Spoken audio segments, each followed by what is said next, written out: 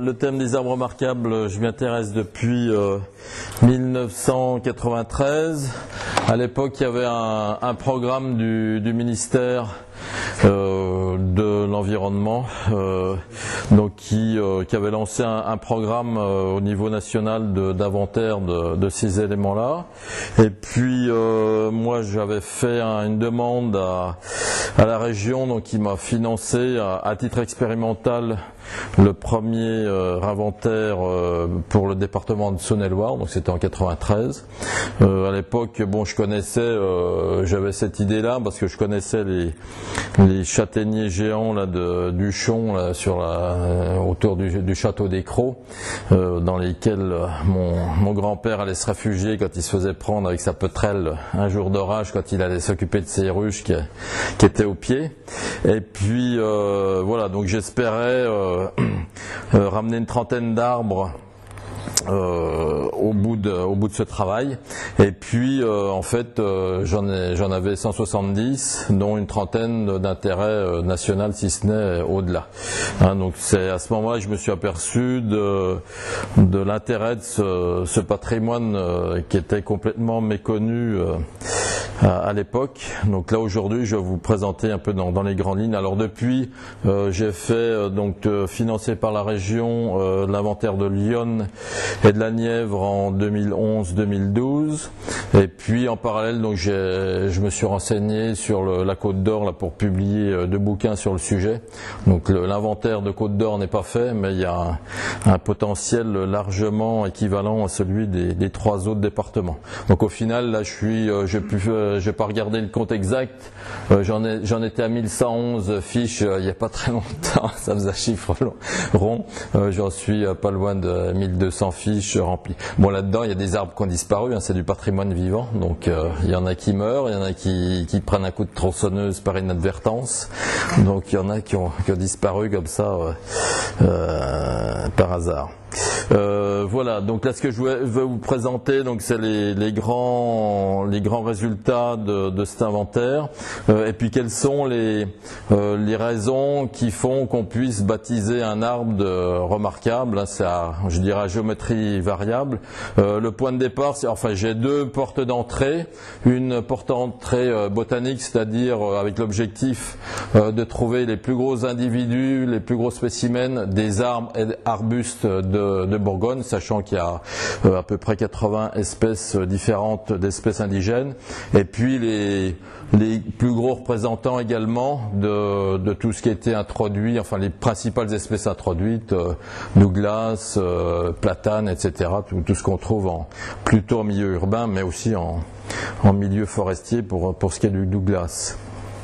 Voilà, donc ça c'est un des premiers critères. Et puis le deuxième critère, tous les gros arbres qui sont dans nos paysages, qui sont façonnés par l'homme, par un néolithique agriculteur depuis 6000 ans chez nous, ils sont pas là par hasard. Donc les plus anciens, c'est les arbres de Sully plantés par le ministre de Henri IV.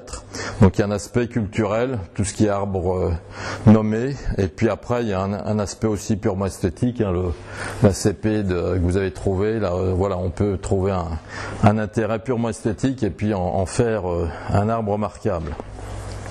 Donc l'histoire alors je vais vous faire une présentation très très générale à l'échelle de la planète. L'histoire des arbres, elle commence il y a 375 millions d'années.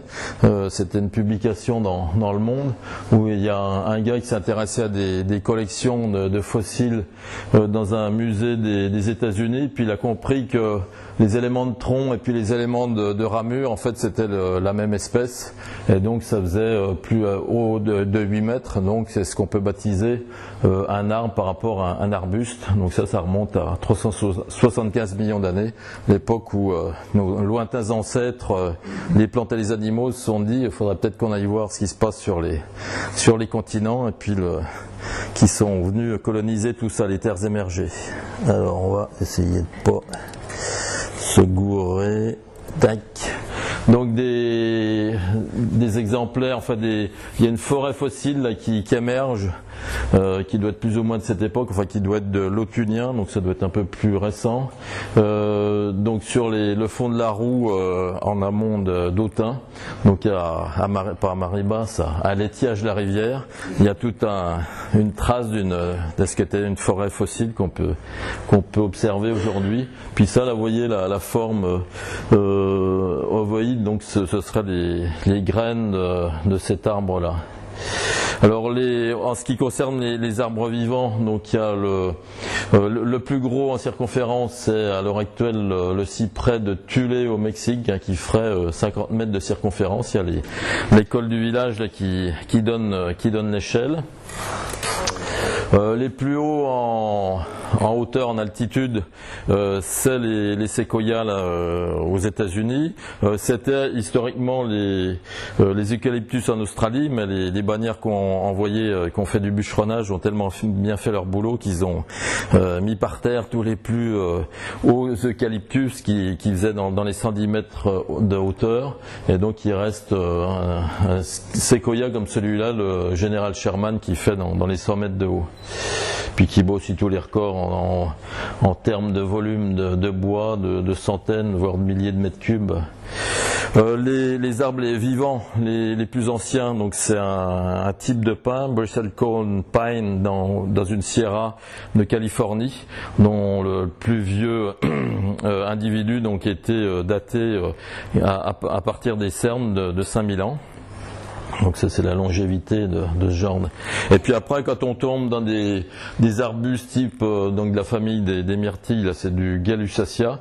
Il y a aussi les trembles là, sur lesquels donc vous avez des bouquets qui font une surface telle que là on est en milliers d'années.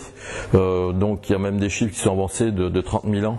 Donc compte tenu du fait que le bouquet d'arbustes ou ici de sous-arbrisseaux, donc elle a le même individu génétiquement parlant, et compte tenu de la surface, il faut très vite multiplier les milliers d'années pour dater la surface occupée. Alors en Bourgogne, souvent les gens me disent quel est l'arbre le plus vieux. J'en ai aucune idée, il faudrait soit les tronçonner, ou les carotter. Mais bon, même les gros arbres, on n'a pas les carottes suffisantes. Voilà, donc là c'est un frêne en Bresse qui n'a pas résisté. Alors après, la vitesse de croissance et l'âge des arbres, il est très variable. Là vous avez un morceau de buis qui fait 10-15 cm de diamètre, qui est posé sur une souche de châtaignier au col des Baudeaux à Villeneuve, quand on redescend côté Châlons, quasiment au sommet de la pente. Et les deux ont le même âge, ils ont 150 ans. Hein, donc il y en a un qui a fait des cernes de 2 cm, et puis le buis a fait des cernes millimétriques comme il sait le faire. Mais bon, ils n'ont pas le même patrimoine génétique.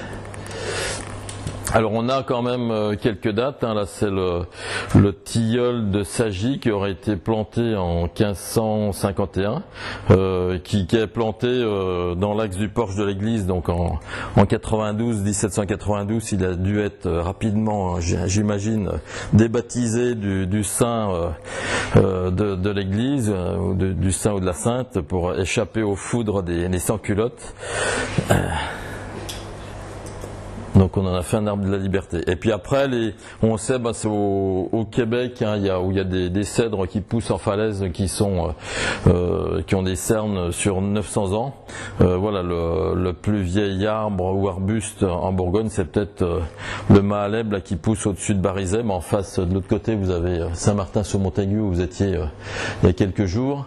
Voilà, donc il suce le caillou entre deux dalles calcaires, et peut-être que ce truc-là, il est là depuis des dizaines et des dizaines d'années. C'est le cerisier de Sainte-Lucie, Prunus Mahaleb. Alors après, donc je vous ai parlé, donc la première entrée, c'est trouver des gros individus, les plus gros individus des différentes espèces. Donc celui qui bat tous les records, c'est le châtaignier. Donc ça, c'est des fameux châtaigniers qui m'ont donné l'idée à l'époque de lancer cet inventaire. Donc il y a le château d'Écraux tout derrière. Donc celui-là, j'ai mis une photo. Voilà, il a pris en 10 ans, si vous voulez, il a pris 60 cm de diamètre, donc des arbres que je connais depuis tout gamin et qui étaient très gros, ils continuent à grossir puisqu'ils font un cerne supplémentaire tous les ans, donc eux, ils sont pas complexés par le fait de grossir, hein, c'est pas un problème, c'est même plutôt un signe de bonne santé pour les arbres. Quand ils arrêtent de pousser, ils meurent, comme on a vu la souche du châtaignier précédemment. Puis là, c'était justement avec toute une équipe de chez vous. Là, je reconnais le Maurice Laroche, enfin différentes personnes. Donc c'était bon. Alors dans mes sources d'information, si vous voulez, le principe de l'inventaire, j'ai fait en 93 un courrier à l'époque, un courrier papier à l'ensemble des communes du département qui sont, je sais plus combien, plus de 500. C'est la Côte d'Or qui bat les records avec plus de 700 communes. Un taux de retour extraordinaire de plus de 35% après une seule relance. Donc quand vous parlez ça des gens qui font de la statistique, du sondage, ils sont étonnés. Et puis donc, et en complément, donc il y a des gens qui m'ont répondu positivement, d'autres négativement. Il y a certaines communes négatives où par mon réseau d'informateurs naturalistes, j'ai trouvé des arbres tout à fait intéressants. Je pense à Charmois par exemple. Et donc ça m'a permis de découvrir des arbres comme celui-là à Cusy, donc c'est dans le Far West du département, là du côté de Grury, enfin l'ouest du département, un petit peu avant la Loire. Donc il y a ce châtaignier là qui fait 11 mètres de tour. Bon, il est un peu éventré, hein, il a perdu un pan de son tronc, mais bon voilà, c'est comme ça, c'est le devenir des châtaigniers. Alors dans les découvertes que j'ai pu faire, pour moi les châtaigniers, c'était le flanc sud du Morvan où il y a des châtaigneraies. Il y a aussi une zone qui a été plantée en châtaignier, qui est l'ouest d'Auxerre, où il y a des sables très très pauvres, hein, où ils cultivaient le sarrasin, enfin exactement le type d'économie du Morvan, des sols très pauvres. Donc un des moyens de survivre avec le sarrasin, c'est la châtaigne. Et donc vous avez des châtaigneraies qui sont encore en place. Bon, on imagine qu'elles sont là depuis probablement le 18e, et ça donne des arbres comme ça pour certains qui sont d'une taille assez colossale, parce que le châtaignier ça pousse assez vite. Alors une des sources d'information qui est tout à fait intéressante aussi, c'est les cartes postales anciennes. En plus aujourd'hui, alors dans un premier temps, je faisais des brocantes. Alors vous en trouvez pas, etc. Maintenant vous avez un site qui s'appelle belge Delcamp, qui intéresse tous les collectionneurs divers et variés de tout ce qui peut se collectionner au monde, et entre autres les cartes postales. Donc vous avez un classement, ils ont je sais plus combien, parce que tous les anciens brocanteurs ont approvisionné, donnent leurs fonds à Delcamp. Enfin ils ne le donnent pas, ils font la publicité de leurs fonds par le biais de ce site. Donc vous tapez, c'est classé par commune, et ça permet donc de trouver, enfin il y a beaucoup de communes sur lesquelles il y a des photos d'arbres qui ont été faites. Donc là en l'occurrence c'est justement dans le même secteur là, de l'Auxerrois, de Parly en fait, c'est limite Puisaye en fait. Donc vous avez un châtaignier, donc châtaignier du Petit Aran, 10 mètres 50 de tour à l'époque, donc ça c'est les années 1900. Et puis moi j'y suis passé, donc là j'ai pas pu le prendre sous le même angle, mais on reconnaît bien, je vous le remets dans l'autre sens. Donc vous voyez là, cette espèce de branche horizontale là, voilà, probablement une casse ou je sais pas quoi, un coup de tempête à une époque. Voilà, donc on retrouve, donc elle est morte. Et puis la caractéristique des des châtaigniers, c'est que même très vieux, ils continuent à faire, vous voyez, il y a 3 rejets là qui sont tout jeunes en pleine vigueur. Donc le pied mère va éventuellement disparaître et puis il va être remplacé par des rejets qui repartent des racines ou de la base du tronc. Donc c'est comme ça que j'ai eu la chance de visiter en Sicile le châtaignier des 100 chevaux, donc il sera originaire d'une châtaigne et puis qui aujourd'hui, il y a plusieurs troncs comme ça qui occupent quasiment 1 hectare de surface. Et sous lequel je ne sais plus quelle reine de mémoire s'est réfugiée un jour de tempête avec toute sa troupe. Après donc dans la deuxième espèce qui fournit des très gros arbres, après le châtaignier c'est le tilleul. Donc ici c'est Veilly, le tilleul de Veilly, qui est lui aussi associé à une église qu'on devine derrière. Donc c'est dans le pays d'Arnel-Duc, ça, Veilly. Alors ces vieux tilleuls qui ont 300-400 ans, ils sont complètement creux à l'intérieur, donc là c'est vu de l'intérieur, ça fait comme une grotte. Et puis là ce qui est intéressant, c'est qu'on voit qu'il est aubané. Autrefois on faisait des choses un peu fixes avec du béton, avec des tirants métalliques pour tenir les branches, donc ça c'est des techniques qui sont complètement abandonnées.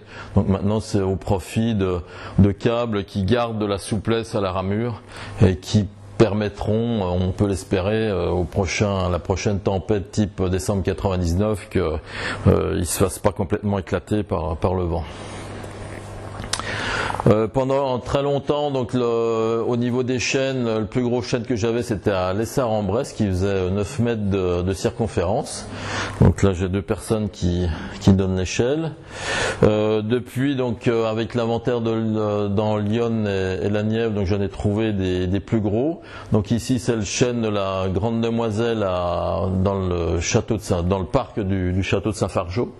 La Grande Demoiselle c'est la cousine de Louis XIV, qui a eu la bonne idée de s'acoquiner avec le grand Condé et puis de faire tirer le canon sur son cousin Louis XIV. Donc elle a fini ses jours en pension, en résidence surveillée dans ce château de Saint-Fargeau. Donc le chêne est nommé de cette personne de l'histoire de France. Donc ça c'est rien que ça, c'est déjà un critère de remarquabilité. Et puis lui en l'occurrence, donc c'est un tronc multiple, il y en a 1, 2, 3, 4, 5, il en manque 1 ou 2 là qui ont éclaté. Donc il fait pareil dans l'Illimètre, j'ai plus les chiffres en tête. Bon après, si vous voulez, ce qu'il faut c'est mesurer chaque tronc individuellement pour avoir quelque chose de comparable dans le temps. La circonférence elle est pas facile à prendre, 1m30. C'est des rejets alors ça? Ça je sais pas, j'ai aucune explication pour l'instant sur la genèse de ces arbres à troncs multiples. Là, on va en voir plusieurs. Voilà, ce truc là, c'est à Corvol l'Orgueilleux dans la Nièvre. Comment ça se forme au départ? Est-ce qu'il y a eu une blessure? Est-ce que éventuellement il y a 4 arbres qui se sont soudés? Enfin voilà, il y a plusieurs hypothèses possibles et pour l'instant j'ai pas de réponse à ça. Lui donc il est en fait pas très loin il est en limite d'un parc de manoirs, de châteaux du 19e, et donc lui c'est typiquement une position d'arbre qu'on a planté pour devenir remarquable dans l'axe de la façade du château, comme le chêne de la Canche qu'on verra un peu plus loin. Donc c'est le principe de l'organisation des parcs à l'anglaise. Vous avez une prairie centrale avec un arbre qui va devenir monumental, et puis de chaque côté vous avez des plantations à l'anglaise avec un cheminement sinueux et puis différentes essences d'arbres et d'arbustes. Voilà, alors celui-là, donc ça doit être pour les chênes à tronc unique, c'est celui qui détient le record de circonférence avec quasiment 10 mètres. Donc Viviane qui donne l'échelle, voilà, 9 mètres en fait de tour. Alors lui, l'intérêt, c'est qu'il est au niveau toponyme, enfin c'est ce qu'on appelle un arbre de la justice. Et puis il est dans un lieu, enfin c'est tout autour, c'est de la plaine, c'est du côté de Cône-sur-Loire, la Charité-sur-Loire. Donc dans l'intérieur côté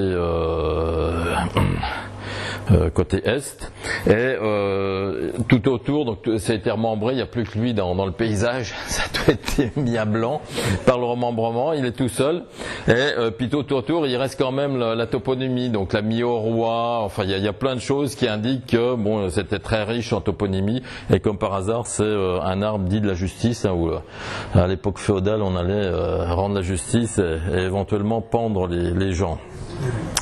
Et puis donc celui-là, on me l'avait signalé depuis longtemps, il est visible de l'ancienne Nationale 6, donc c'est juste au nord de la Canche, là où on fabrique des cuisinières célèbres. Et puis alors dans ce sens-là, donc la Canche doit être dans notre dos, donc il est justement face à la façade du château Coste, hein, qui est la famille fondatrice de l'activité de fonderie dans ce village. Et voilà, donc au milieu de la prairie, il n'a jamais été taillé, donc il s'est étalé, il fait 30 mètres d'envergure. Et puis alors ce qui est intéressant aussi, c'est les légendes associées aux arbres. Donc j'ai rencontré le propriétaire qui m'a dit dans le village ils disent qu'il a 500 ans, voilà. Alors je lui ai dit j'ai plus les chiffres en tête là, mais il a pris 20 cm de circonférence en quelques années. Bon, c'est un arbre qui n'a jamais été taillé, qui pousse les racines dans des bonnes argiles de l'eau soie avec de l'eau en plein été, donc il pousse comme à sa guise, il n'est pas concurrencé par d'autres arbres. Donc en fait c'est un arbre qui a pas plus de 150 ans, et sur une version précédente, on maintenant plus la consulter sur Géoportail, mais la version papier de la carte 25 millième, on voyait les cheminements qui étaient encore dessinés sur la carte, alors que c'est depuis des années en prairie avec des charolais, quoi. C'est de la zone agricole maintenant. Bon, on le voit de moins en moins, là ce qu'on voit c'est la bouchure qui fait le bord de la Nationale 6, et puis l'agriculteur pour une fois il a laissé pousser la part abattue. Donc un des cas où ce serait intéressant de garder de la bouchure basse, là il l'a laissé pousser. Donc il est maintenant, on le sait quand on sait où il est, je le vois toutes les fois, j'ai un regard pour lui toutes les fois que je vais chez mes belles-sœurs dans le secteur de Darney, mais voilà, il est beaucoup moins visible qu'il ne l'était il y a quelques années. Alors après, dans les autres essences diverses et variées, il y a une essence qui est très intéressante en Bourgogne, c'est grâce à elle qu'on est tous ici aujourd'hui, parce que c'est avec elle qu'on a fait avant de vous dire ce à quoi on a fait, on fait partie de la civilisation du blé, hein. Nos ancêtres étaient des grands mangeurs de céréales et de pain en particulier. Donc avant d'arriver au stade du pain, il faut cultiver la céréale, et puis après il faut la passer au moulin. Donc dans le moulin, il y a tout un système d'engrenage pour communiquer la force hydraulique au meule, et les dents de ces engrenages sont faites dans le bois de cet arbre qui a la densité du buis, qui est aussi dense. Donc c'est le cormier ou sorbier domestique. Alors pour la petite histoire, en Bourgogne il a 4 noms différents. Donc c'est cormier dans l'Yonne, c'est corbier dans la Nièvre, c'est sorbier dans le Mâconnais, puis au-delà dans l'Ain. Et puis côte chalonnaise, côte d'Or, c'est épulier, épeuriot, voilà. Donc ça veut dire petite poire. Hein, alors celui-là, je vais vous raconter quand même l'histoire de sa découverte. Alors, voilà, c'est des chemins très tortueux qui mènent à la découverte parfois des arbres remarquables. Alors oui, il fait 4,70 m de tour. J'en avais un qui faisait que 3 mètres à Romney pendant des années suite à l'inventaire de la Saône-et-Loire. Celui-là, j'ai trouvé dans les années 90 quand on est allé faire le document d'urbanisme de la commune de Mavie-Mandelot. Donc on était venu se présenter là avec l'urbaniste avec qui je faisais équipe, et puis dans la salle de la mairie, il y avait le blason de la mairie en fleurs de papier. Et puis c'était un truc vieux, les couleurs toutes passées. Enfin, on voyait que c'était un motif floral. Donc, Mavie-Mandelot, c'est l'arrière-côte de Beaune. Donc, à la fin, au maire, je lui demande, c'est quoi là votre blason? C'est de la vigne? Non, c'est pas de la vigne, c'est du gui. Curieux comme emblème pour une commune. Alors, pourquoi du gui? Parce que la légende dit qu'il y avait un collège de druides sur la commune. Parce que donc au 19e, ils ont fait des fouilles sur un endroit où il y avait une source qui sortait, puis ils ont trouvé des restes, donc soi-disant celtes. Bon, sur le plateau au-dessus, il y a une nécropole, il y a des tumulus à perte de vue sur le plateau sommital de la commune, donc bon, ça colle, quoi. Les Celtes se sont baladés dans ces coins-là. Bon, en fait, et donc ils ont trouvé, en faisant les fouilles, des piliers avec des figures sculptées, donc ont été interprétées dans un premier temps comme des figures de druides. Bon, en fait, c'est du gallo-romain. Maintenant, c'est dans un musée. J'ai pas réussi à les relocaliser dans un musée de Dijon. Enfin voilà, d'où l'origine de cette légende de collège de druides sur la commune. Donc à partir de là, il y a le premier adjoint qui me dit, enfin je leur dis dans la foulée, quand je vais faire le terrain sur votre commune, moi qui dois faire 500 hectares dans le microscopique, je vais essayer de conforter votre légende en trouvant un chêne à gui. Mais sachant la rareté de ce type d'arbre, il y a très peu de chances que je vous en trouve. Et puis là-dessus, donc là, il y a le premier adjoint qui me dit, quand on a fait le remembrement, il y a une bonne dizaine d'années, il y avait un espèce de machin, ça fait des petits de porc, on y appelle un épurio. Je sais même plus où c'est qu'on l'est. Voilà, sur une commune minuscule. Voilà. Bon, la semaine suivante, je me trouvais à passer par là. J'avais pas de carte, rien du tout. Bon, je vais quand même faire un tour sur Mavie. Et puis dans le coteau, là au-dessus de la route principale qui monte à Mandelot, je vois un arbre dans la pente, donc je vais voir de loin qui paraissait intéressant. Et puis en m'approchant, je vois que c'est un arbre à feuilles composées. Et puis au pied, j'ai réalisé que c'était le fameux épurio là, qui était encore bien vivant, bon, qui est bien fatigué, il est complètement creux, il est complètement torse aussi, ce qui est assez courant chez le cormier. Mais voilà, il a le mérite d'être là. Depuis, donc, j'ai eu la visite d'un Tchèque. Ah oui, parce que le soir même de la découverte, je savais que c'était le plus gros de Bourgogne, puisque le précédent que j'avais, le plus gros, c'était à Romney, 1 mètre de diamètre. Donc celui-là était largement au-delà. Et puis sur Wikipédia, vous trouvez donc le descriptif du cormier avec des exemples en Slovaquie et en Tchéquie d'arbres qui sont de ce calibre-là. Alors le problème, c'est de vérifier l'information sur Internet en général. Bon, Wikipédia en principe c'est un petit peu sérieux, c'est relu, etc. Mais bon, je voulais vérifier si c'était bien un des plus gros cormiers d'Europe. Donc à partir de là, donc c'est une copine parisienne qui fait de la voile en Suède avec un immigré tchèque, donc qui lui s'est fait un plaisir de faire des recherches en tchèque, et puis qui m'a trouvé les coordonnées d'un gars qui est missionné par l'Europe pour faire l'inventaire des cormiers à l'échelle des différents pays d'Europe. Donc le mois de mai suivant, j'ai eu la visite de Vitek Drusek avec sa fille, et puis qui m'a confirmé effectivement que c'était un des très gros d'Europe. Voilà, on arrive à dire que ce cormier est tout à fait remarquable. Après, dans les arbres qui font des spécimens géants, il y a évidemment le platane. Donc celui-là, c'est celui de Cézy dans l'Yonne. C'est sur le bord, enfin dans la vallée de l'Yonne. Alors lui aussi, il y a tout un historique. C'est manifestement, c'est un arbre qui a été planté dans un parc de châteaux. Le parc de châteaux après a été divisé en 2 propriétés privées. Vous voyez le grillage qui passe quasiment au pied. Et puis le voisin donc qui est au sud de l'arbre, donc qui voit l'arbre éclairé en plein soleil qui fait 45 mètres de haut, enfin, qui a une envergure fabuleuse, qui a un 6 tiges, un 6 demoiselles ou 3 jumeaux, enfin selon les appellations. Donc il a décidé que ce truc-là, ça lui bouchait ses chéneaux, etc. Donc il s'est bagarré au niveau judiciaire avec la propriétaire là, chez qui on est. Ça a duré pendant 10 ans. Et finalement, au bout de 10 ans, il y a la juge du tribunal de Sens dont le seul outil à disposition, c'est le code civil qui dit que tout ce qui est au-dessus de la clôture peut être élagué, quoi. Et là, en l'occurrence, il y avait eu une expertise d'un expert en arbres qui disait qu'il était en parfaite santé, donc élaguer des quantités de branches, ça allait le massacrer complètement.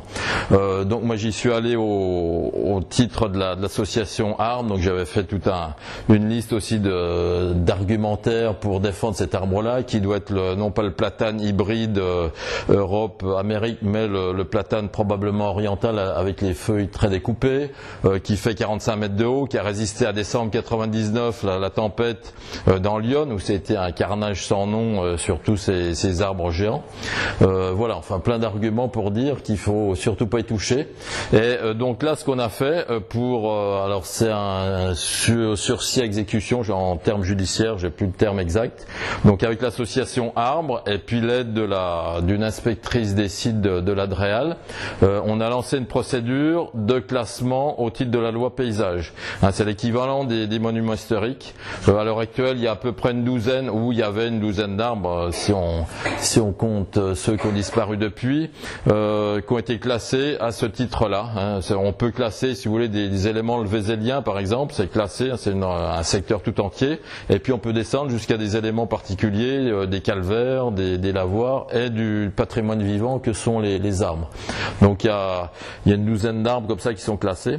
Et donc c'est une loi qui a été oubliée par les services de l'État, parce que c'est comme les monuments historiques, quand il y a des travaux à faire, il y a la moitié à la charge du propriétaire et l'autre moitié à l'État. Donc comme on sait que l'État, depuis un certain Premier ministre, est en faillite, donc c'est une loi que les services publics ont oublié. Mais là, on est arrivé, et c'est passé en Conseil d'État, puisque derrière il y avait une procédure de justice enclenchée, et on a obtenu donc le classement, j'ai plus la date exacte, c'est février il y a 3-4 ans maintenant. Donc il est classé à ce titre-là. Donc c'est de toute manière un des plus gros, si ce n'est le plus gros platane de France, surtout de ce type-là à 6 tiges. Voilà. Donc pour lui aussi, j'ai une carte postale, je l'ai pas mise, mais il y a une carte postale donc du début du siècle, on le voit, qui est beaucoup plus manifestement modeste, donc il doit avoir une pousse, il a les racines dans la nappe phréatique de Lyon, donc en été il n'a pas de souci.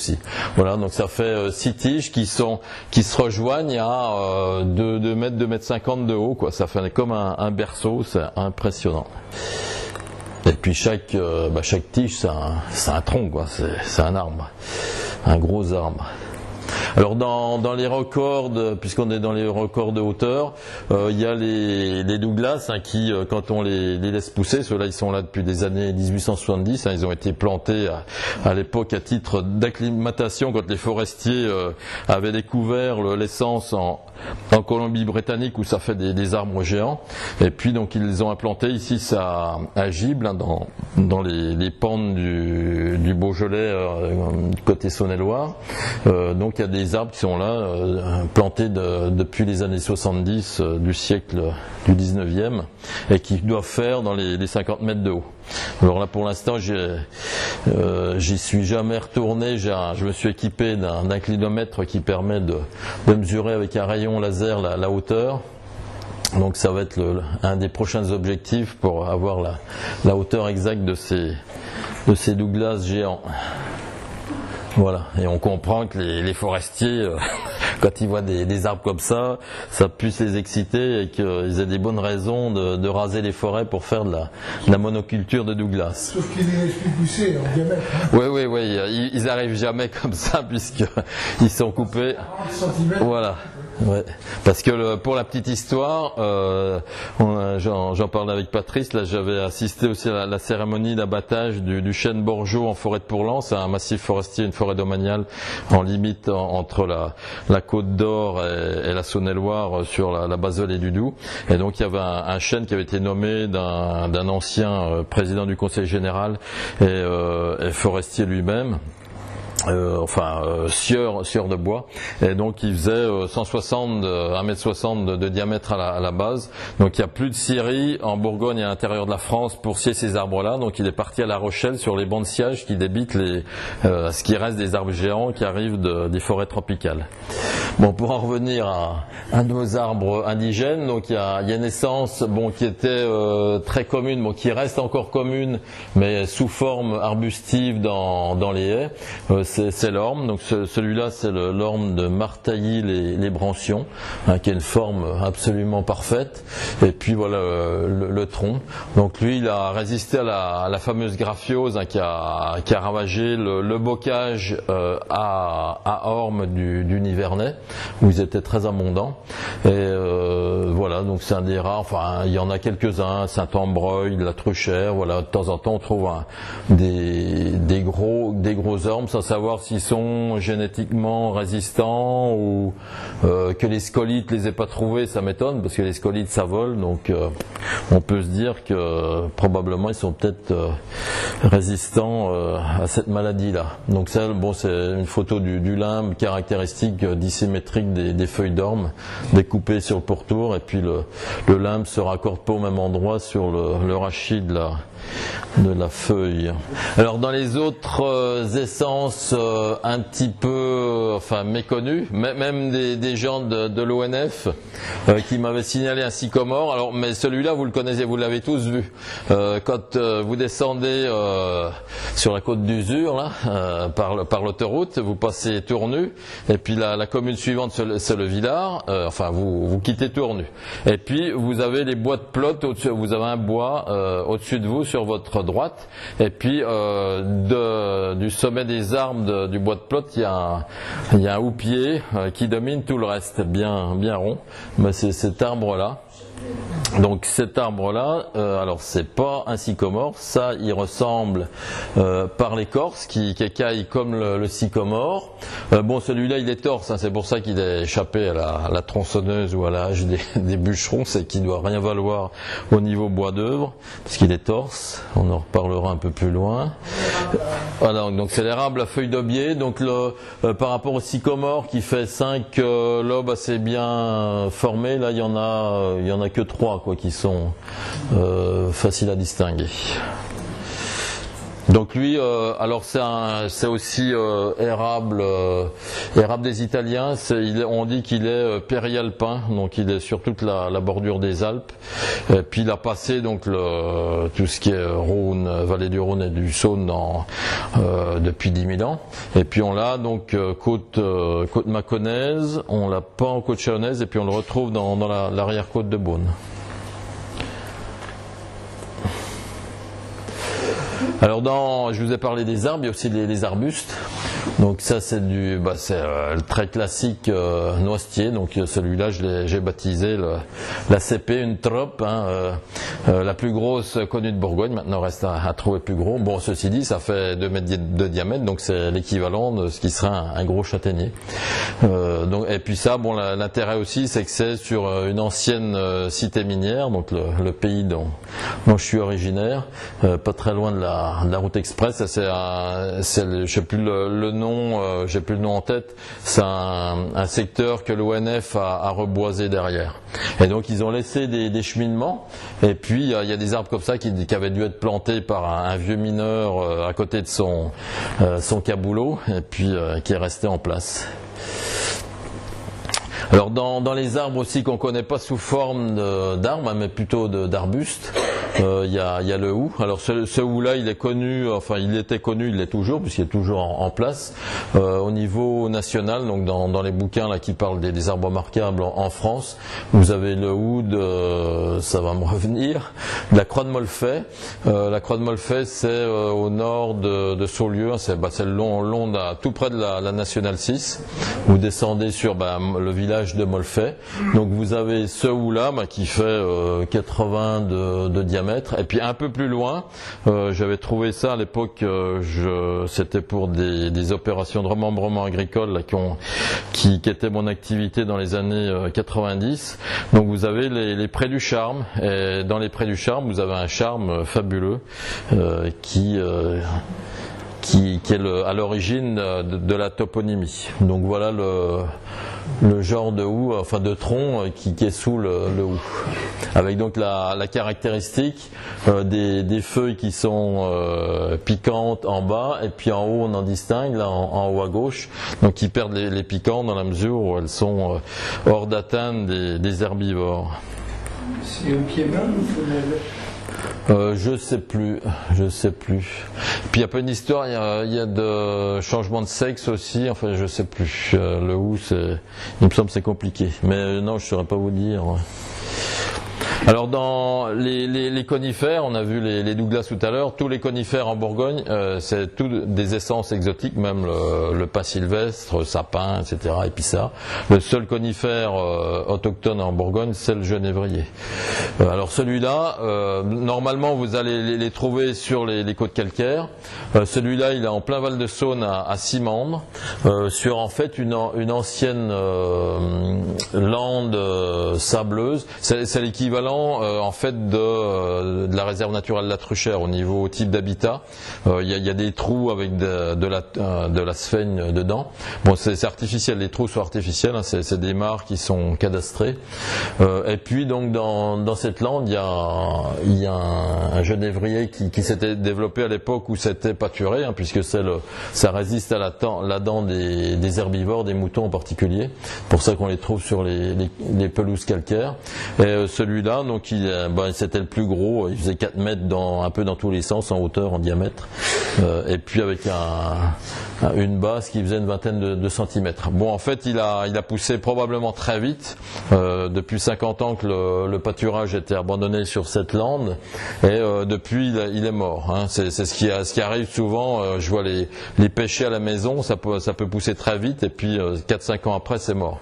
Et là, ça m'a fait la même impression, alors que ça, si vous le trouviez sur une pelouse calcaire sèche, c'est un truc qui aurait 150 ans si on comptait les cernes. Ouais, il a poussé trop vite. Alors quand vous circulez dans la Nièvre, c'était une de mes découvertes, enfin d'un arbuste que je connais bien aussi, puisque je suis originaire du secteur, et puis qu'à Monceny, je connaissais les culs de singe qui poussent en sous-bois, hein, donc le fameux néflier, qui est en fait une essence d'origine qu'on dit d'origine atlantique, et donc qui marque les influences atlantiques en région Bourgogne.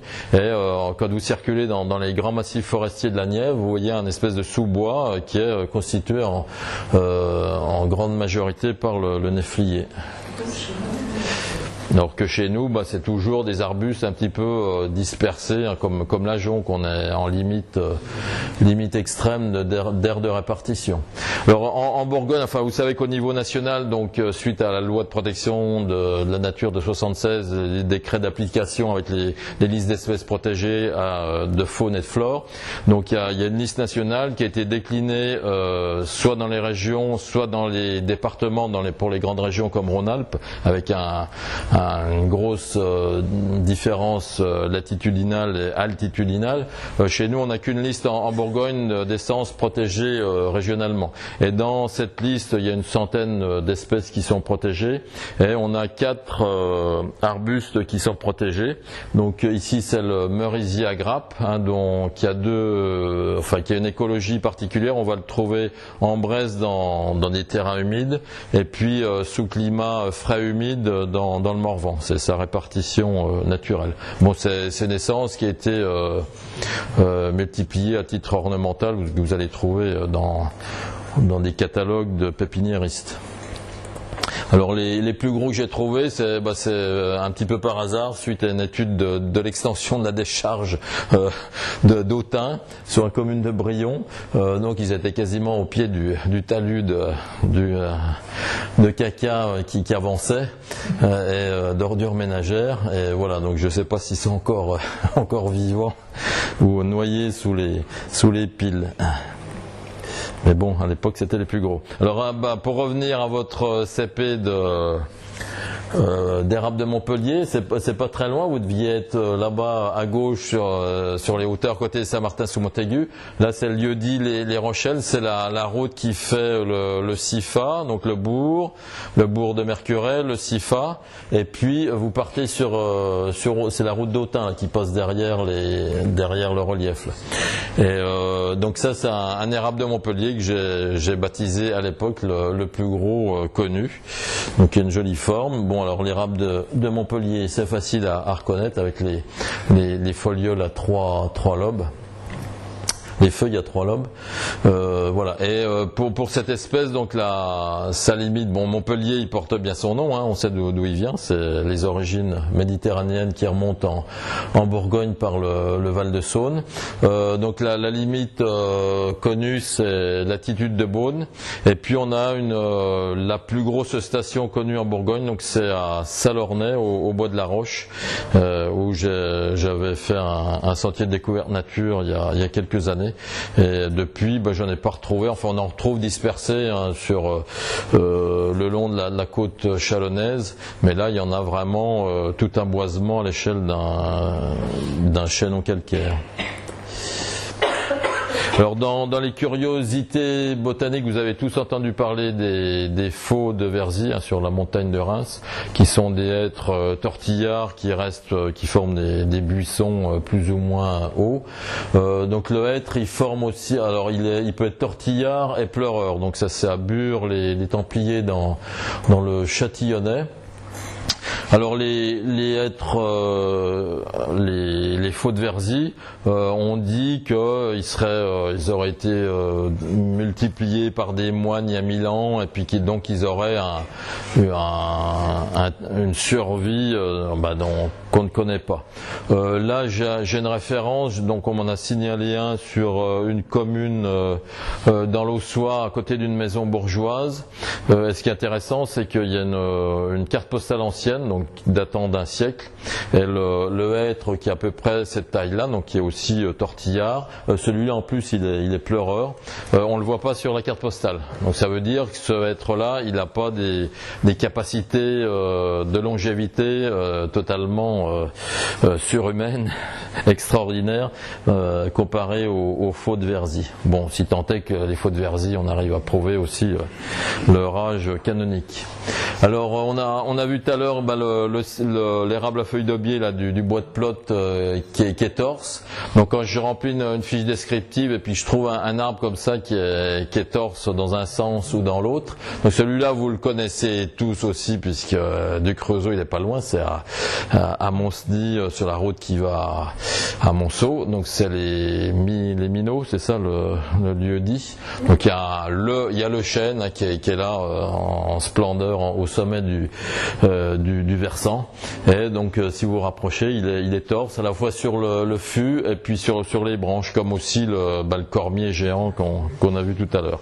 Donc ça, enfin il y a un chapitre intéressant là de Francis Allais dans son bouquin qui doit s'appeler Éloge de l'arbre, où donc il fait la liste de toutes les hypothèses. Donc les gars qui disent que c'est le vent qui pousse. Alors bon, il faudrait que le vent, je sais pas, il tourne en rond autour de l'arbre pour le. Bref, je sais plus quelle autre explication. Alors moi j'en ai une toute bête, hein, toute simple. Voilà, j'ai trouvé ça dans la Nièvre, et je le vois souvent sur des poiriers. J'ai trouvé aussi sur du pommier. Donc là vous avez ce qu'on appelle le franc, quoi, la partie sauvage, donc qui est parfaitement rectiligne, et puis au-dessus, à partir de la grève, pouf, c'est torse complètement. Donc pour moi c'est génétique. Voilà. Le précédent, juste pour information, il est préservé par le fait que la commune a constitué une petite parcelle qui est propriété communale maintenant pour le conserver. Voilà. C'est assez notable, intéressant. comme j'ai découvert, c'est à Rouvres dans Lyon, on m'a appelé au secours là pour un frêne de la liberté, mais du centenaire de la Révolution. Donc c'est l'intérêt, puisque j'en avais que 2 ou 3 dans l'inventaire de ce type-là, plantés un siècle après la Révolution. Et puis la commune, elle s'appelle Rouvres. Et puis la dame qui m'invitait là, elle me dit on a aussi un gros chêne un peu plus loin. Alors effectivement, il y a une espèce de gros chêne, plein de branches foudroyées, tout ça. Et là aussi, j'ai découvert après en vérifiant le cadastre qu'il y a une petite parcelle, et c'est une parcelle communale qui a dû être mise en place au moment du remembrement de la commune. Voilà, donc un aspect positif. Alors oui, pour la petite histoire aussi sur ce chêne, son record, c'est son record en âge, mais en jeunesse, parce que grâce à Géoportail, en 1940, on peut remonter en 1940, on le voit pas en 1940 l'arbre. Donc il a 70 ans et il est comme ça, parce que tout seul, dans du bon sol, donc on pousse, on y va. Ça peut pousser vite les gros arbres. C'est pour ça que gros ne veut pas dire vieux. Donc les arbres torses, à ne pas confondre donc avec les arbres déformés par le chèvrefeuille, qui lui est un gauchiste invétéré, puisqu'il part de la droite vers la gauche, c'est donc Sénestors, alors que le chêne, lui, qu'on a vu précédemment, était c'est les marronniers aussi. C'est Francis Allais, avec qui j'avais échangé là au sujet des arbres torses, qui m'avait fait remarquer que les marronniers sont toujours dans un sens, donc il doit être, je sais plus, vers la droite ou la gauche, je sais plus. Il y a l'alignement quand vous allez à Seynes-le-Grand, il y a tout un alignement à hauteur de Boyer où il y a un formidable orme aussi dans le village, où ils sont tous manifestement de la même origine génétique et ils sont tous torses et tous dans le même sens. Donc si un jour vous avez trouvé un marronnier qui tourne dans l'autre sens, vous nous alertez, moi et Francis Allais, on aura trouvé quelque chose d'original.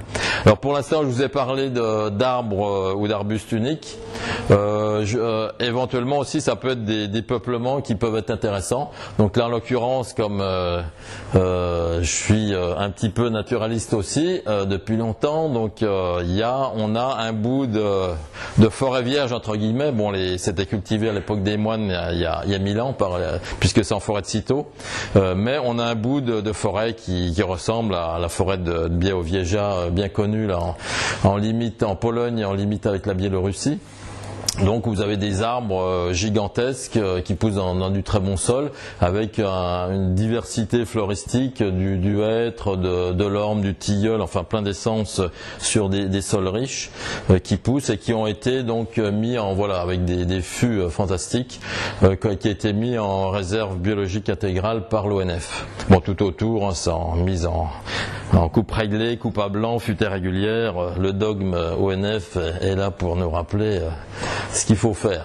Mais là, il y a encore deux parcelles qui sont intactes, donc ça c'est le paradis de tous les gens comme vous qui s'intéressent aux petits machins bizarres, aux mousses lichens, aux insectes, tout ce qui court là-dedans, les pics noirs qui défoncent les êtres géants explosés par la foudre et les champignons. Donc au niveau, alors là on avait un boisement qui se rapproche d'une forêt naturelle. Ici là donc c'est le principe des alignements. Donc parmi les beaux alignements qu'on a en Bourgogne, ici c'est à Tanlay, donc vous voyez c'est dans l'axe d'une façade de château. Et puis là ce qui est assez intéressant, bon c'était planté au 18e, donc les arbres sont vieillissants, donc il y a eu des programmes de replantation qui ont été faits. Et puis là ça s'est bloqué, là on voit pas les plus anciens, ils sont plus proches de la façade du château. Et puis là il y a des naturalistes qui ont eu la bonne idée d'aller voir ce qui se baladait ce qui vivait dans les cavités multiples et variées. Évidemment des chauves-souris, puis aussi un espèce de coléoptère qui s'appelle le pic prune. Donc c'est l'ONF qui était en charge du programme de travaux, donc tout était arrêté parce qu'enfin l'ONF s'apprêtait à délivrer le bon à une entreprise qui allait faire les travaux, puis qui allait se retrouver condamné en justice pour destruction d'espèces protégées. Donc depuis, je sais pas où ça en est. Je sais qu'à une époque, ça a défrayé la chronique, mais j'ai pas de nouvelles de ce chantier-là. Bon, ceci dit, il y a un vrai problème, si vous voulez, de sécurité publique, parce qu'il y a cette route-là, puis il y en a une autre. Il y a un carrefour un peu plus loin. Enfin, il y a de la circulation automobile sous ces arbres. Donc, quand il y a des branches qui tombent, ça peut écraser une voiture sans problème. C'est tout le problème. Là aussi, c'est un bel exemple aussi. C'était la plus belle allée que je connaissais de Tilleuls. Donc c'est à Decize. Ça fait 1 kilomètre de long. Ça se finit sur les bords de Loire. Et là, donc il y a eu la décision de prise il y a 2 ans maintenant. Et maintenant, ils sont tous abattus. Donc il y a la Société d'histoire naturelle d'Autun qui est intervenue parce qu'il y avait des chauves-souris, des noctules qui vivaient là-dedans. Bon, au niveau oiseaux, je vous dis pas, c'était un pigeonnier, un chalem fantastique, les choucas, enfin, parce que les platanes se creusent assez facilement, même sans atteindre ces tailles-là, puisque ceux-là sont 1771 comme l'indique le panneau précédent. Enfin, ça faisait une allée, c'est une véritable cathédrale végétale, c'était fabuleux. Et voilà, il faudra attendre 200 ans, bon, si tant est que le climat le permette de repousser des arbres sous nos latitudes dans 200 ans. Donc voilà, tout ça, ça a disparu, mais bon voilà, c'est le problème des arbres en espace public avec des problèmes de sécurité. Une des originalités que j'ai trouvées alors dans Lyon en faisant l'inventaire, c'est qu'il y a plusieurs villes et villages qui étaient ceinturés de remparts au Moyen-Âge, comme typiquement à Châlons, qui ont été démolis à la fin de l'époque médiévale, et là-bas ça a été replanté avec des alignements. Alors ici c'est marronniers là qui sont bouffés par je sais plus quel insecte qui pique les feuilles, et puis la deuxième moitié c'est des tilleuls, et puis Lyon donc c'est Joigny, donc Lyon est là-bas à droite, et ça fait une espèce de fer à cheval qui part de Lyon et qui fermait le centre-ville originel.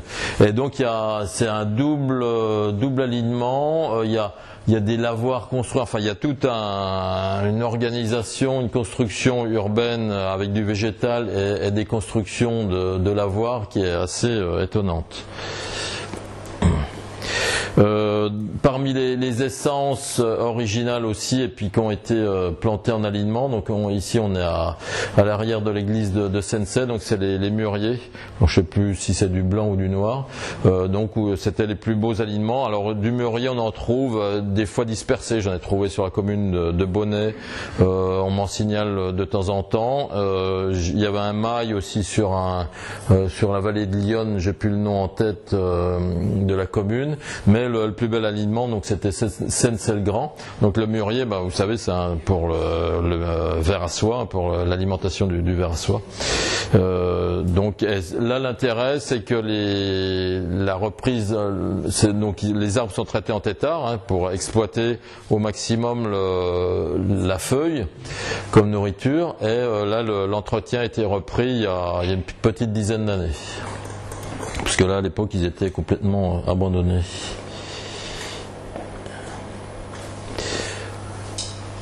Alors les bocages, vous savez, il y a des bocages qu'on caractérise par l'essence dominante. Le charolais, ça va être le chêne pédonculé. La nièvre, c'était l'orme qui dominait. Et en puisée, donc c'est le charme. Donc vous avez ces alignements de charme qui subsistent encore dans les endroits qui ont été remembrés. Et là, l'utilisation du charme. Donc on a eu une journée là sur le thème des arbres têtards. Il y a un programme là qui remonte maintenant à 2020, qui a été lancé par Dominique Mention, qui est notre pape des arbres têtards au niveau national. Donc dans ce cadre-là, il y a eu des colloques de fait, puis il y a eu un colloque secondaire qui a été fait par la station des Mets en Puisay, où quelqu'un nous a expliqué les quantités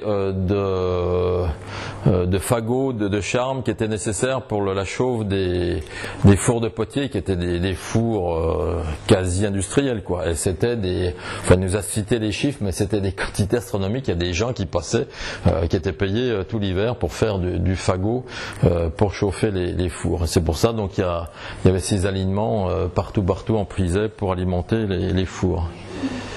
Parce que bon, alors dans l'histoire des paysages, il y a quelque chose d'assez original. On est toujours avec un peuplement de charme. Donc c'est ce qu'on appelle aujourd'hui de l'agroforesterie. En Italie, c'est la coltura promiscua. Donc c'est faire sur une même parcelle des cultures au sol de céréales ou d'herbes, et puis des arbres qui vont en Italie, en l'occurrence du mûrier, qui supportent la vigne. Et puis là, donc c'est en Bresse, sur la commune, ça va me revenir, c'est Condal, donc qui est en limite avec l'Ain et puis le Jura, là, dans l'angle sud-est du département. Donc c'est un boisement entier de 2 hectares qui est entièrement constitué d'arbres têtards, donc qui est exploité, là, qui ne le sont plus depuis 50 ans d'après le propriétaire avec qui j'ai communiqué. Voilà, donc ça fait un paysage assez extraordinaire, et ça c'est des choses qui devaient sans doute exister beaucoup plus au Moyen-Âge, hein, et qui existent encore au Pays Basque, où il y a des forêts domaniales entières qui sont constituées de chênes, qui sont tous traités comme ça en têtards, parce qu'il y avait des usages d'alimentation du bétail, de production d'herbes aussi au sol, quand les arbres viennent d'être taillés pendant les premières années. Et puis au Pays Basque, il y avait aussi tout le besoin de bois de marine, avec des formes tordues, biscoté pour faire les membrures de bateaux. Donc là, ça fait un paysage comme ça, entièrement constitué d'arbres têtards qui ont un siècle au moins, donc tout à fait intéressant. Alors après, pour ce qui est des arbres, enfin, en lien avec l'histoire de France, ou l'histoire locale et les légendes, donc il y a les fameux arbres qui datent de Sully ou de Rosny, qui était l'autre nom du ministre de Henri IV. Labourage et pâturage sont les 2 mamelles de la France, c'est lui. Donc on a planté à l'époque des ormes et des tilleuls. Bon, les ormes ont disparu. Il nous reste les tilleuls. Donc là, c'est à l'Apostole dans le nord de Lyon, associé à une église. Après, il y a le problème alors celui-là est classé arbre remarquable de France par l'association Arbres. C'est un label qui a été mis en place par l'association. C'est à Collonges-les-Bévis, dans l'arrière-côte de Beaune. Bon, il est baptisé Sully, un Sully de ce calibre-là, donc relativement modeste, avec son houppier et manifestement d'origine. Pour moi, c'est plutôt un arbre de la liberté qui a 200 ans plutôt qu'un Sully, parce que les Sully typiques, voilà, c'est ça, c'est une espèce de pan d'écorce qui tient comme il peut, avec un houppier qui a pris la foudre, le grêle, la neige, les coups de vent, tout ce qu'on peut imaginer. Et voilà, avec un panneau au pied, donc planté par Sully en personne, hein, ça rigole pas, avec les dates du gars, 1596-1610. Et puis ce que j'aime bien, c'est la petite phrase dessous, écoutez-le, il parle. Oui, il a vu pas un défilé 12 générations d'êtres humains son pied, donc il a sans doute plein de choses à raconter, les histoires de village. Il est à Colombes. C'est dans la Nièvre, Bon, on vérifiera, mes fichiers photos sont renommés. Donc ce personnage-là, il est aussi très célèbre en Bourgogne, hein, vous reconnaissez le bâton du maréchal, donc de Vauban. Il a un chêne, baptisé chêne de Vauban, hein, sur la route qui mène à Bazoches, donc il devait emprunter quand il revenait à son château. Bon, à l'époque, le chêne devait, s'il existait, il n'avait pas cette taille. Bon, le principal, c'est qu'il soit nommé. Là, je vous ai mis la photo pour vous montrer l'importance. Voilà, ça fait un joli chêne. Voilà, quand vous mettez une échelle au pied, voilà, ça commence à être du sérieux, là. Voilà. Alors une originalité aussi liée à l'histoire de France, c'est la naissance de l'Aiglon, le fils de Napoléon et de Joséphine, si je me trompe, en 1814. Donc à l'échelle de tout l'Empire jusqu'à la Prusse orientale, enfin sur des échelles extraordinaires. Bon, ça correspondait aussi à une période où on a replanté en montagne pour des questions d'érosion. Donc là, on a planté ce qu'on appelle des berceaux du roi de Rome. Donc il n'y en a plus qu'un en Bourgogne existant. Le principe donc c'est de planter en ronde pour dessiner le berceau, et puis au centre 2 ou 3 la Sainte Trinité, le Père, la Mère et le Fils en l'occurrence. Et donc là il y a le plan qui était dessiné au 19e par un chef de l'ONF des eaux et forêts. Donc c'est constitué de charmes et de chênes, il y a un figuré différent. Et, il reste encore les 2 arbres du centre. Et donc ça c'était réalisé donc à l'échelle de tout l'Empire. Alors un personnage cher au cœur de tous les naturalistes dont vous faites partie, hein, c'est le célèbre Buffon. Donc là c'est les forêts domaniales qui sont du côté de la Doigt-Sérigny, voilà, au carrefour entre la 6 et puis l'autoroute qui monte sur Dole. Et puis celui-là, ah oui, donc c'est le même. L'intérêt de celui-là, c'est qu'on connaît tous les 30 ans, à chaque coupe d'affouage, l'ONF a mesuré la circonférence. Donc on a son accroissement en circonférence tous les 30 ans. C'est le seul qu'on ait de ce type-là. Alors bon, pour tout ce qui est arbres nommés, hein, ici on est à Mancet, dans l'arrière-côte de Tournu. Donc le gros chêne, c'est pas très original, mais bon, ça a le mérite voilà, c'est un arbre nommé, donc pour moi il est obligatoirement remarquable, puisque remarqué. Bon, en l'occurrence, du point de vue botanique, ça doit être le fameux pubescent de chez nous, hein, qui est un croisement entre le Cécile et le vrai pubescent du Midi. Donc c'est son autre originalité. Puis bon, de toute manière, c'est un très beau chêne, surtout là où il pousse, dans la côte calcaire. Celui-là, il s'appelle le chêne à Josselin, chêne Josselin. C'est à Saint-Point, c'est le pays de Lamartine, et Josselin, c'est un des personnages de la littérature de Lamartine. Alors il y a un chêne qui est pris en photo donc dans les années 1900 avec le jardinier. On voit la forme, et puis là il existe toujours, donc il a pris un siècle de plus, donc on voit toujours la forme. Là, la branche basse est morte, et puis ce qui est intéressant, c'est l'évolution du paysage. Il était dans une prairie qui était déjà en partie pardon, bon, ça ne veut plus en marcher. Oh, comment je fais là? Attendez, je vais essayer de rattraper le coup.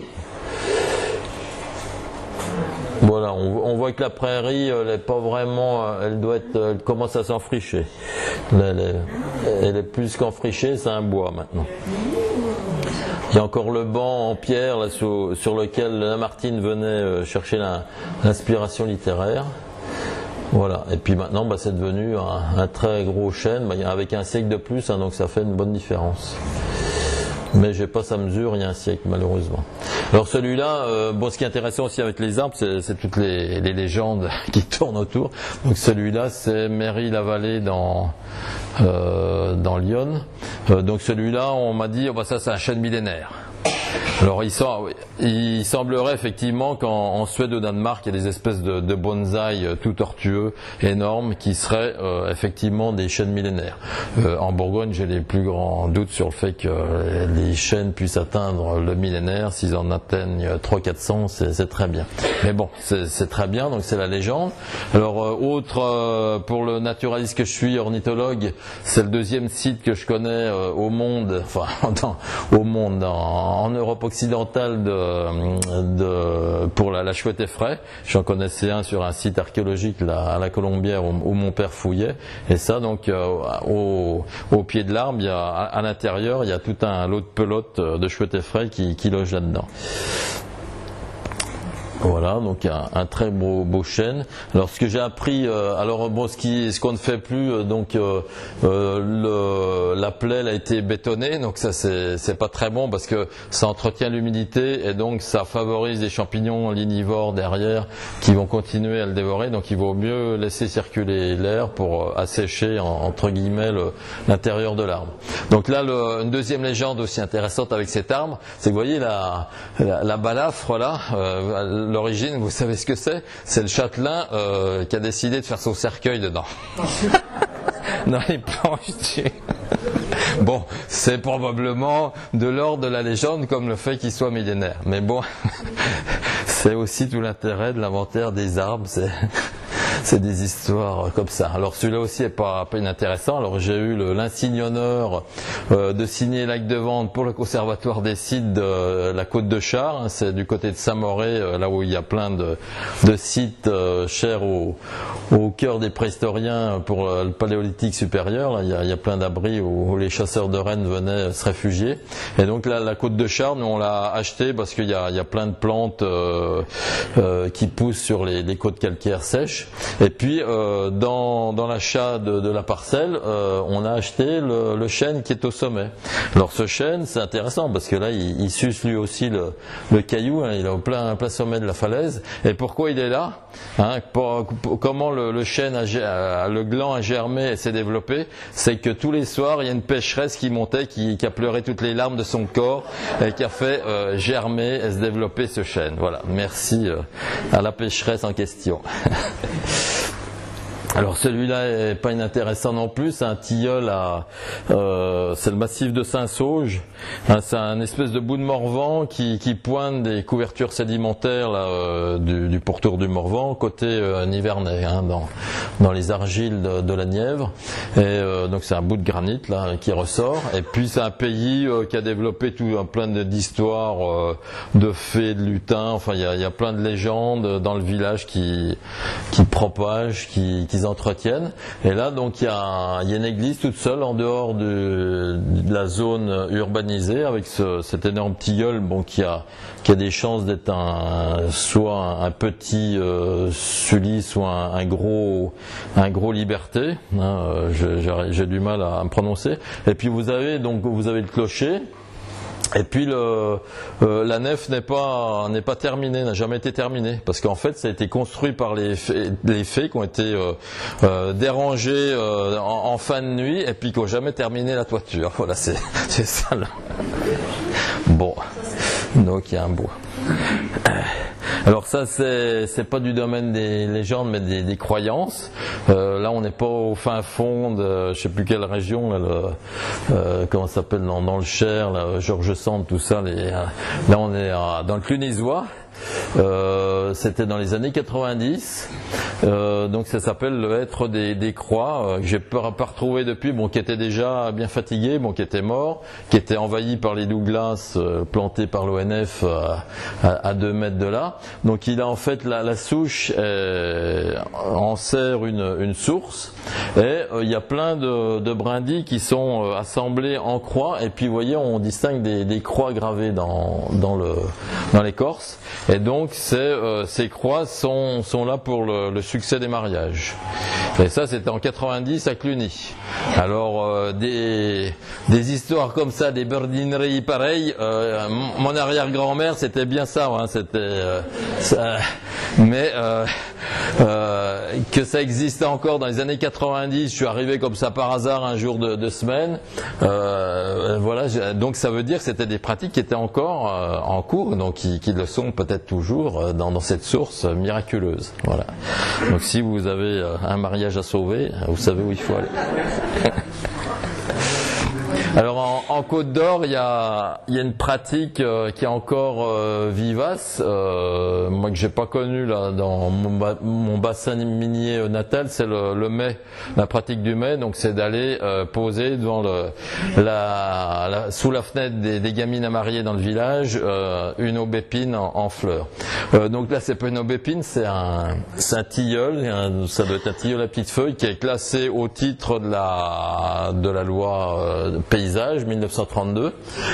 Et donc j'y passe à cette époque-là, au mois de mai, quoi, début mai. Et puis l'arbre, il était tout décoré avec des petites papillotes faites en papier hygiénique. Il y en avait plein d'accrochés. Donc je demande aux gamins qui circulaient par là, qui me disent c'est le mai. Donc ça existe toujours. C'est où ça? C'est une bonne question. Pour manier les hominis. Manier les hominis, voilà, c'est ça. Il est connu. Alors ça, c'est plus un arbre, ça l'a été. C'est à Messé-sur-Grosne. Vous êtes sans doute tous passés sur cette route-là pour aller, je sais plus où, du côté de la Ferté. Là, je sais plus. Ça fait un moment que je la prends plus. J'y allais pour aller à Brest-sur-Grosne. Et donc c'est Messé-sur-Grosne. Donc il y a un calvaire dans le virage. Alors vous n'avez pas l'habitude de lire les inscriptions qu'il y a sur un calvaire, quoi. C'est sans intérêt. Mais celui-là, ça mérite de lire parce que c'est un calvaire qui a été érigé par le maire et par le curé conjointement en mémoire d'un chêne de 12 mètres de circonférence qui a servi de corps de garde en 1793. Et le calvaire date de 1850. Donc à une époque où la République et les curés ils étaient un peu comme ça. Là, les arbres ont permis de réconcilier la République et le catholicisme. Voilà, merci les arbres. Alors le dernier critère que je retiendrai pour les arbres, c'est le côté purement esthétique. Là, c'est un platane qui dessine comme une main. Là aussi, pourquoi, comment, quel est l'historique de cet arbre-là? C'est Coulanges-les-Nevers, c'est la banlieue est de Nevers, et c'est par ailleurs donc dans un jardin qui est dans un réseau national où les propriétaires doivent ouvrir au public une fois par an pour les journées du patrimoine. Donc si vous voulez le voir, c'est possible, bien que ce soit sur une propriété privée fermée. Bon, ça c'est les fameux hêtres plessés du Beuvray, qui ont des formes extraordinaires, donc qui sont en fait des hêtres plessés anciennement de bouchures qui délimitaient des parcelles agricoles qui aujourd'hui sont plantées en Douglas par notre cher ONF. Et puis ça, je terminerai là-dessus, c'est la vision d'avenir de la Bourgogne, c'est à Centenay. J'étais allé voir, en préparation là, de l'argumentaire pour le platane de Cézy, j'étais allé voir les deux platanes qui sont à l'entrée du château Philippe le Hardy, qui ont aussi toute une histoire extraordinaire, qui aurait été autorisée à la plantation par Henri IV pour bon service rendu par le propriétaire des lieux à l'époque par rapport au notable de Dijon qui avait appuyé sa candidature comme roi. Donc là, quand vous montez au-dessus du château Philippe le Hardy, je cherchais un point de vue pour avoir les toitures vernissées avec les deux platanes géants, et puis je tombe sur un paysage là, qui me rappelait les garrigues que je connais dans le Gard chez ma tante, avec ces arbres un peu vert glauque. Donc de plus près, voilà, c'est du chêne vert avec le feuillage typique. Là, c'était en pleine floraison. Donc il y a manifestement un pied-mer qui doit être sans doute centenaire. J'imagine que c'est des expériences d'acclimatation de nos ancêtres de sociétés savantes à Centenay. Je ne sais pas s'il y a une société savante dans le secteur, quelle est la plus proche. Donc il y a un gars qui a fait une expérience. Et puis aujourd'hui, tout autour, on voit la descendance du pied-mer. Il se porte très bien. Le CO2, allez-y gaiement, moi j'ai pas de problème, continuez à cracher du CO2, moi ça me va bien. Et bon, c'est le paysage qu'on va avoir d'ici 2050. Là je travaille sur un dossier qui s'appelle Plan paysage du Clunisois, où dans l'équipe on a un gars spécialiste des questions d'énergie, donc il nous a sorti un diagramme moi, qui m'a un peu frappé. Il a déplacé on sait que les isothermes remontent, et là il a déplacé en fait les villes vers le sud, donc c'est Mâcon, la place de Marseille. Donc ça vous dit ce qui va se passer au niveau des boisements, quoi. C'est que le début, voilà, et que le chêne vert sera parfaitement en forme sous ce climat-là. Voilà, je crois que voilà, c'est terminé. Merci.